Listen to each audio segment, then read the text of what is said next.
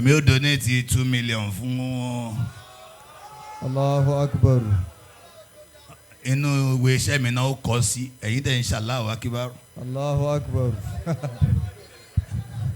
Ọlọ́run ọba àlekè ọlá gbogbo wa tá wà ń bí ni mò ń rán létí wọ́n lẹ́nu tó bá dá mi síwájú Yóò dẹ̀lẹ̀ tútù. torí sáré tó fẹ́ wọ̀ yẹn bí ayé ṣe lè ṣàdúrà fún ọ tó kò tó àdúrà tó lè ṣe fúnra rẹ kó tó wọlé ìnáwó sójú ọ̀nà Ọlọ́run ìnára sójú ọ̀nà Ọlọ́run gbogbo ohun tó o bá ń ṣe ọ̀ràn yàn lọ́wọ́ ara rẹ ló ń ràn lọ́wọ́ Ọlọ́run ọba má ṣe léyìí ní àwámọ̀ mi Àmín.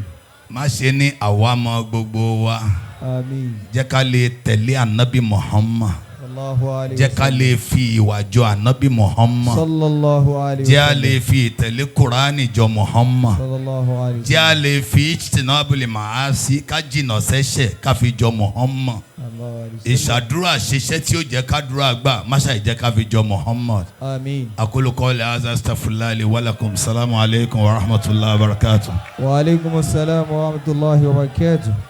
ẹ jẹ́ àgbẹ̀ Ọlọ́run tóbi jama olóyèrè méjì tí ń bá ń bẹ́ẹ̀ náwó àyàsàkí Allahu Akbar ṣẹ́rí bàbá wa fadilatu Dr.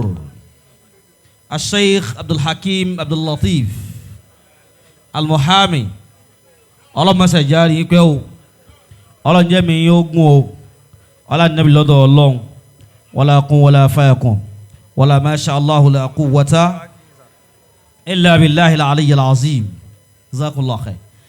Naam adúpẹ́ lọ́wọ́ yín púpọ̀ ọlọ́mọba àṣàyìn lẹ́sàn ọlọ́mọba àṣàyìn lẹ́sàn dáadáa ọlọ́mọba àṣàyìn tọ́ nísìnyí a